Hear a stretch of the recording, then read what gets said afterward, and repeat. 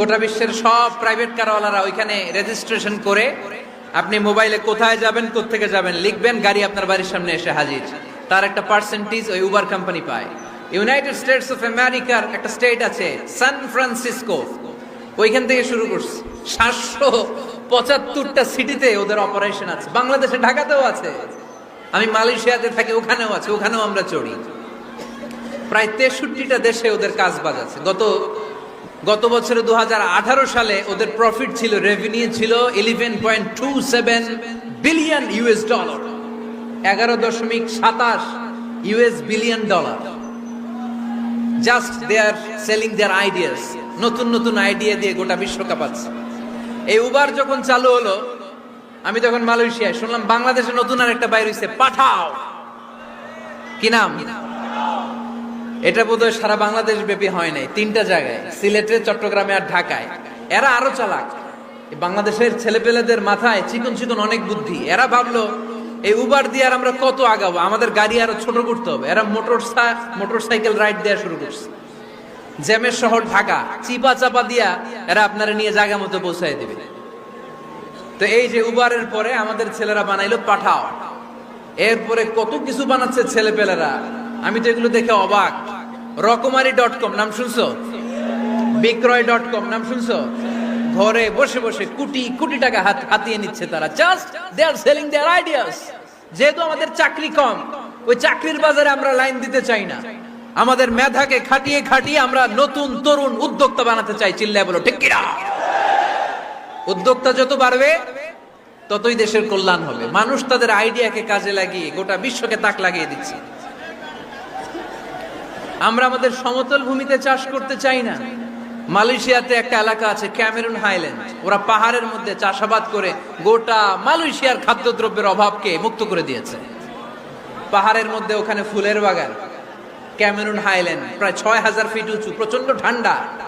এই ঠান্ডা পাহাড়ি হিল ট্রাক্স এরিয়াতে মালয়েশিয়ার এই ক্যামেরুন হাইল্যান্ডে ওখানে আছে ফুলের বাগান, আছে ফলের বাগান, আছে চায়ের বাগান, ওখানে মধুর চাষ হয়, ওখানে শাকসবজি চাষ হয়, ওখানে অনেক কিছু চাষাবাদ হয়। ওই ফলমূল শাকসবজি দিয়ে গোটা মালয়েশিয়ার 14টা স্টেটে যত শাক সবজি ফলমূল লাগবে ওরা আঞ্জাম দেয়। আর আমরা আমাদের সমতল ভূমিতে চাষ করতে চাই না। আমরা চাষাবাদকে খুব লজ্জা মনে করি। এটা ভুল আইডিয়া। আমাদের যে এলাকা যেই জিনিসের জন্য বিখ্যাত ওইটাকে আমাদের ব্র্যান্ডিং করতে হবে। লক্ষ্মীপুর কিসের জন্য বিখ্যাত? নারিকেল সুপারি। নারিকেল সুপারি যে পৃথিবীর কত মানুষ, ইন্দোনেশিয়ান লোকেরা মুড়ির মতো খায় নারিকেল আর সুপারি। তো এইটারে আমাদের ব্র্যান্ডিং করতে হবে। যেই দেশে যেটা আছে, যে এলাকা যেই পণ্যের জন্য বিখ্যাত, ওইটা আমাদের ব্র্যান্ডিং করতে হবে। আমাদের আদমজির জুট মিল বন্ধ না? ভাওয়ানি জুট মিল বন্ধ। আমাদের পাট শিল্পকে ধ্বংস করে দিয়ে ইন্ডিয়া এখন ওই কটনের পাঞ্জাবি বানায়, জুট কটনের পাঞ্জাবি। আছে না নাই? পুরা বাংলাদেশের মার্কেট এই জুট কটনের পাঞ্জাবি দিয়ে সয়লাভ। আমাদের বাংলাদেশের পাট দিয়ে যদি আমরা মিহি পাঞ্জাবি বানাতে পারতাম, গোটা বিশ্ববাজারকে আমরা দখল করে নিতে পারতাম। ঠিক কিনা? এজন্য আমাদেরকে নতুন নতুন আইডিয়া জেনারেট করতে হবে। চাকরির পিছনে বসে থাকলে চলবে না। আর আজান যদি হয়ে যায় ছুটে যাব মসজিদে, আর নামাজ শেষ হলে আমরা আমাদের কাজের দিকে চলে যাব। চিল্লায় বলেন ঠিক কিনা? যেটাই করব আমরা ভালোভাবে করব। আল্লাহ বলেছেন লিয়াবলুয়াকুম আইয়ুকুম আহসানু আমালা। লক্ষ্মীপুরের ভাইয়েরা আওয়াজ করে উত্তর দেন। আওয়াজ করে উত্তর দিতে হবে। জান্নাতে যেতে হলে 100তে কত নাম্বার পেতে হবে? হ্যাঁ, হয় নাই? 51। কি নাম তোমার? হ্যাঁ, ফরহাদ। জান্নাতে যেতে হলে 100তে আমার দরকার 51। 100তে কত লাগবে? ফাআম্মা মান সাকুলাত মাওয়াজিনুহু ফাহুয়া ফি আইশাতির রাদিয়া। সেদিন মিজানের পাল্লা যার ভারী হয়ে যাবে সে আনন্দ উৎসবে থাকবে। তো মিজানের পাল্লা ভারী হওয়ার জন্য 100তে আমার কত পাওয়া লাগবে? কত পাওয়া লাগবে? 51 পেলেই হয়ে যাবে। এজন্য আল্লাহ বলছেন লিয়াবলুয়াকুম আইয়ুকুম আহসানু আমালা। যেটাই করবে ভালোভাবে করবে। আল্লাহ এটা পরীক্ষা করতে চান যে আমরা ভালোভাবে কে কতটুকু আমল করেছি। যারা আরবি বুঝেন, আলেম ওলামা, আপনারা জানেন এখানে আল্লাহ বলেননি লিয়াবলুয়াকুম আইয়ুকুম আকসারু আমালা। আল্লাহ এটা দেখতে চান যে তোমাদের মধ্যে থেকে কে বেশি আমল করে। এটা বলছে আল্লাহ? বলে নাই। আল্লাহ বলেছে লিয়াবলুয়াকুম আইয়ুকুম আহসানু আমালা, যে ভালো করে করে। এজন্য আমরা যাই করি না কেন কি করে করব? আওয়াজ করে বলতে হবে, কেমন করে করব? যে কোনো কাজ করো না ভাই, যে কোনো কাজ করো, তা যেন হয় সবার চেয়ে সবচেয়ে সুন্দর। পড়েন, যে কোনো কাজ করো না ভাই, যে কোনো কাজ করো, তা যেন হয় সবার চেয়ে সবচেয়ে সুন্দর। পড়েন, যে কোনো কাজ করো না ভাই, যে কোনো কাজ করো, তা যেন হয় সবার চেয়ে সবচেয়ে সুন্দর। হোক না সেটা পড়া লেখা, রঙের ভাষায় ছবি আঁকা। পড়েন, হোক না সেটা পড়া লেখা, রঙের ভাষায় ছবি আঁকা, হোক না সেটা সামান্য কাজ কিংবা মহত্তর, তা যেন হয় সবার চেয়ে সবচেয়ে সুন্দর। যে কোনো কাজ করো না ভাই, যে কোনো কাজ করো, তা যেন হয় সবার চেয়ে সবচেয়ে সুন্দর। চিৎকার করে বলেন ঠিক কিনা? আমরা যেটাই করি না কেন ওইটা ভালো করে করার দরকার আছে না নাই? এজন্য কাজে আর শ্রমে কোনো লজ্জা নাই। লজ্জা হচ্ছে অলসতায়। লজ্জা কিসে? অলসতায়। বিষ্ণু ইসা ইসলামের কাছে এক সাহাবী এসে বলল, ইয়া রাসূলুল্লাহ আ'তিনি শাইআন, আপনি আমাকে কিছু দান করেন, আমার কিছুই নাই। বিষ্ণু বললেন, তোমার কিছু নাই? সাহাবী বললেন, ইয়া রাসূলুল্লাহ ঘরে আমার শুধু দুইটি জিনিস আছে। কয়টা? চিল্লায় বলেন কয়টা? এক হচ্ছে একটা জামা, দুই হচ্ছে পানি খাওয়ার একটা জগ। বিষ্ণু বললেন, এই দুইটাই নিয়ে আস। বিশ্বনবীর কথা শুনে ওই সাহাবী ঘর থেকে জামা নিয়ে আসলেন, পানি খাওয়ার জগ নিয়ে আসলেন। বিশ্বনবী সাল্লাল্লাহু আলাইহি ওয়াসাল্লাম ওনার মুবারক হাত দিয়ে এক হাতে জামা ধরে আরেক হাতে পানির জগটা ধরে সাহাবীদের দিকে উদ্দেশ্য করে বললেন, মাইয়াশতারি হাদাইন, এই দুইটা জিনিস কেনার মতো কে কে আছে দেখি? কয়েকজন হাত তুললো। বিশ্বনবী বললেন, কত দিয়ে কিনবা? এক সাহাবী বলে, ইন্নী আশতারিহিমা বিদিরহাম, ও নবী যদিও এগুলো আমার দরকার নাই, কিন্তু আপনি যেহেতু নিলামে ডাক তুলেছেন, ইয়া রাসূলুল্লাহ ইয়া হাবিবাল্লাহ, আপনার সম্মানে আমি 1 দিরহাম দিয়ে দুইটা জিনিস কিনে নেব। 1 দিরহাম, একটা জামা, একটা পানি খাওয়ার জগ, দাম কত? 1 দিরহাম। বিশ্বনবী বললেন, না না, 1 দিরহাম তো অনেক কম হয়ে যায়, মাইয়াজিদু আলা যালিক, এর চেয়ে বেশি দামে কে কিনবা? আরেক সাহাবী হাত তুলে বলতে লাগলো, ইয়া রাসূলুল্লাহ ইয়া হাবিবাল্লাহ ওয়া ইন্নী আশতারিহিমা বিদিরহামাইন, আমি এই জামাটার পানি খাওয়ার জগটা 1 দিরহাম নয় 2 দিরহামের বিনিময়ে কিনতে চাই। বিষ্ণু ইসা ইসলাম ওই সাহাবাকে দিয়ে দিলেন।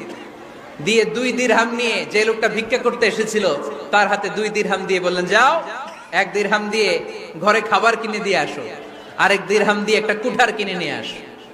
শুনতেছেন? কি কিনে নিয়ে আসো? কুঠার দিয়ে কি করে? গাছ কাটে।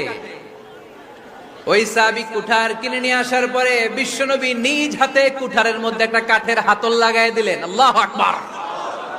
হাতল ছাড়া কুঠার ইউজ করা যাবে? বিশ্বনবী নিজ হাতে ওই কুঠারের ভেতরে একটা হাতল লাগাই দিলেন আর বললেন, লা উরিদু আন আরাকা 15 আইয়াম, এই কুঠার নিয়ে জঙ্গলে যাও, গায়ে অনেক শক্তি আছে, কাঠ কাটো, এই কাঠ কেটে বাজারে বিক্রি করো, সামনের 15 দিন যেন আমি আমার চোখের সামনে তোমার না দেখি। বিশ্বনবীর পরামর্শ অনুযায়ী কুঠার নিয়ে ওই সাহাবী জঙ্গলে চলে গেলেন।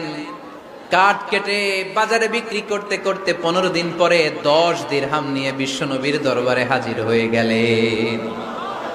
10 দিরহাম নিয়ে বিশ্বনবীর কাছে হাজির হয়ে গেলেন। সাহাবী এসে বলল, ইয়া রাসূলুল্লাহ এখন আর আমার ভিক্ষা করা লাগে না, আমার গায়ে অনেক শক্তি আল্লাহ দিয়েছে, আই এম ভেরি এনার্জেটিক, আপনার দেয়া বরকতের কুঠার দিয়ে আমি কাঠ কেটে কেটে স্বাবলম্বী হতে শুরু করেছি। সুবহানাল্লাহ পড়েন। আমি এখন 10 দিরহামের মালিক। বিশ্বনবী বললেন, লা আইয়াহতাতিবা আহাদুকুম হুজমাতান আলা যাহরিহি খায়রুম মিন আইয়াসআলা শাইআন ফায়ু'তিয়াহু আও ইয়ামনাহু, যাদের গায়ে শক্তি আছে তারা ভিক্ষা না করে কাঠ কেটে পিঠে সেই বোঝা নিয়ে বাজারে বিক্রি করা অনেক ভালো। কারণ কারো কাছে যদি তুমি হাত পাতো সে দিতেও পারে, নাও দিতে পারে, আর কষ্ট করলে কষ্ট কোনোদিন বৃথা যায় না। চিল্লায় বলেন ঠিক কিনা? বিষ্ণু ইসা ইসলামের অনুপ্রেরণায় এই সাহাবা অল্প কিছুদিনের ব্যবধানে স্বাবলম্বী হয়ে গেলেন। What is the moral of the story? বিশ্বনবীর এই প্রফেটিক স্টোরি থেকে আমাদের কি শিক্ষা? লেসন নাম্বার 1, বিশ্বনবী চাইলেই ওই 2 দিরহাম দিয়ে বলতে পারতো যাও খাবার দাবার কিনে ফ্যামিলিতে দিয়ে আসো। সে ওই 2 দিরহাম নিয়ে খাবার দাবার কিনে ফ্যামিলিকে খাইয়ে রাত্রে আবার ভিক্ষায় নামতো। কথা কন, রাত্রে কি করতো? ভিক্ষায় নামতো। বিশ্বনবী সাল্লাল্লাহু আলাইহি ওয়াসাল্লাম তাকে কাজ করে খাওয়ার জন্য উৎসাহ দিলেন। পাশাপাশি বিশ্বনবী সাল্লাল্লাহু আলাইহি ওয়াসাল্লাম পার্মানেন্ট সলিউশন দিলেন। এজন্য পার্মানেন্ট সলিউশনের ব্যবস্থা করতে হবে। অনেকে আমরা যাকাত দেই, যাকাতে শাড়ি দেই, যাকাতের লুঙ্গি দেই, আছে না নাই? লক্ষ্মীপুরে এরকম দেয় নাকি? কি দেয়? হ্যাঁ, গাড়ি গাড়ি দেয়, শাড়ি না। যাকাতের শাড়ি, যাকাতের লুঙ্গি বলতে কোনো কথা ইসলামে নাই। এগুলো খুব কম দামি শাড়ি, যাদেরকে এগুলো দেয়া হয় তাদেরকে অপমান করা হয়, ঠিক কি না? আল্লাহ বলেছেন ওয়ালাকাদ কাররামনা বানি আদম, I have dignified the status of the sons of Adam. আমি আদমের সব সন্তানদেরকে সম্মানিত করেছি। সুবহানাল্লাহ পড়েন। আপনাদের চেয়ে সম্মানিত কেউ আছে? মানুষের চেয়ে সম্মানিত গোটা বিশ্বে আর কোনো মাখলুকাত আছে? নাই। এজন্য যাকাতের শাড়ি দেয়া যাবে না, যাকাতের লুঙ্গি দেয়া যাবে না। যাকাতের শাড়ি আপনারা দেখছেন? এটারে একবার ধোয়ার পরে দ্বিতীয়বার পরা যায় না। মশারি কি পাতলা, এর চেয়েও পাতলা। এই জন্য যাকাতের শাড়ি, যাকাতের লুঙ্গি বলতে ইসলামে কোনো পরিভাষা নাই। আপনাকে স্বাবলম্বী করে দেওয়ার চেষ্টা করতে হবে। যারা লক্ষ্মীপুর জেলায় বিজনেস ম্যাগনেট আছেন, তারা একসাথে হয়ে একটা স্ট্রং যাকাত ম্যানেজমেন্ট প্ল্যাটফর্ম করতে পারেন, যেখান থেকে আপনারা বিভিন্ন থানায়, বিভিন্ন গ্রামে বাছাই করে করে কিছু ভাইদেরকে যাকাত দিতে পারেন স্বাবলম্বী করার উদ্দেশ্যে। যেই ফ্যামিলিকে আছে, কি নাম এটার? পল্লী উন্নয়ন ক্লাব। মাশাআল্লাহ, যাকাত ফান্ড দিয়ে বিদেশে লোক পাঠায়। এর চেয়ে সুন্দর পদ্ধতিতে যাকাত বিতরণ আর হতে পারে? যেই লোকটাকে, যেই ছেলেটাকে বিদেশে পাঠানো হয়েছে, ওই ফ্যামিলিটা আর কোনোদিন যাকাতের শাড়ি নেওয়ার জন্য লাইনে দাঁড়াবে? যেই ছেলেটাকে ওনারা অস্ট্রেলিয়ান গাভী কিনে দিছে, দুধ বিক্রি করে যেই ফ্যামিলিটা স্বাবলম্বী হতে শুরু করেছে, তারা আর কোনোদিন যাকাতের লাইনে যেয়ে দাঁড়াবে না। এজন্য যাকাত দিতে হবে স্বাবলম্বী করার জন্য। ইসলাম আমাদেরকে এটাই শিখিয়েছে, কাজ করে খেতে হবে। কাজে লজ্জা নেই, লজ্জা হচ্ছে অলসতায়। লজ্জা কিসে?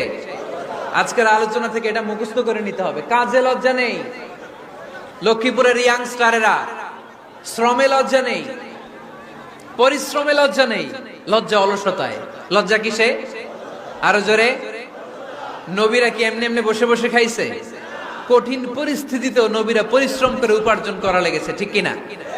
সাইয়েদনা মারিয়াম আলাইহিস সালাম, যার নামে আল্লাহ তাআলা কোরআনে একটা সূরা দিলেন, উনি পৃথিবীতে এমন একজন মহিয়সী নারী, যেই নারীর গর্ভে, যেই নারীর পেটের ভেতরে স্বামীর স্পর্শ ছাড়া সন্তান দিয়েছে কে? সাইয়েদনা ঈসা আলাইহিস সালাম পেটে আসলেন। মারিয়াম আলাইহিস সালাম লজ্জা পেলেন।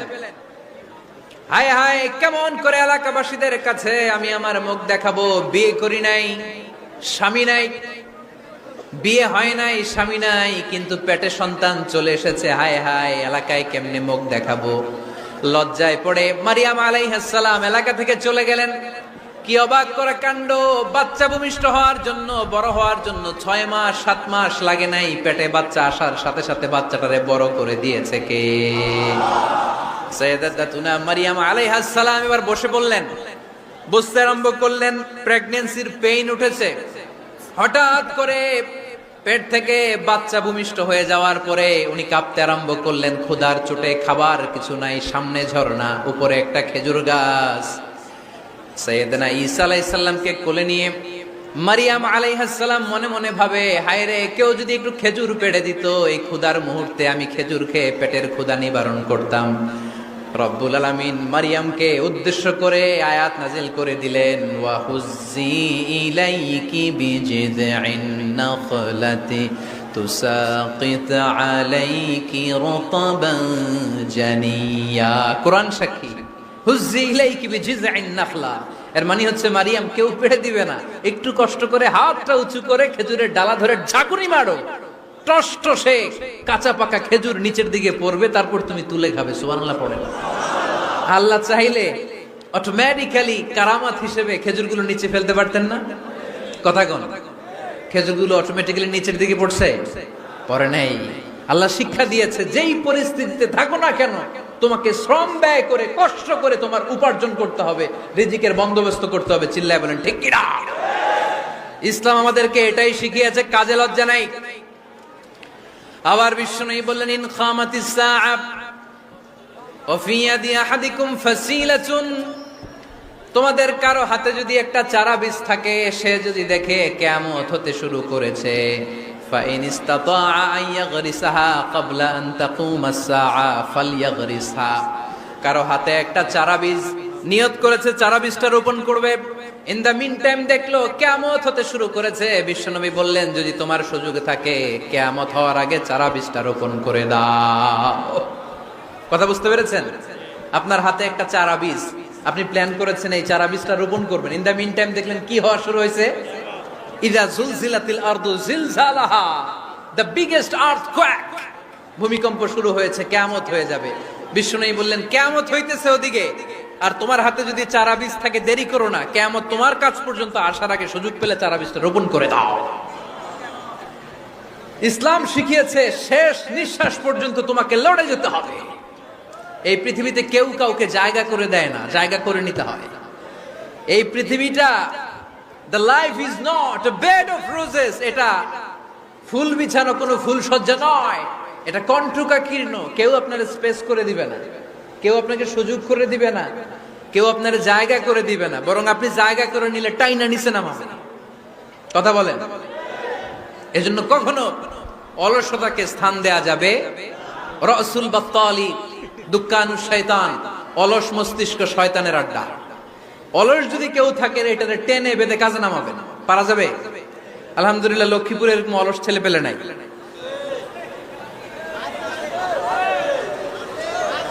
আছে?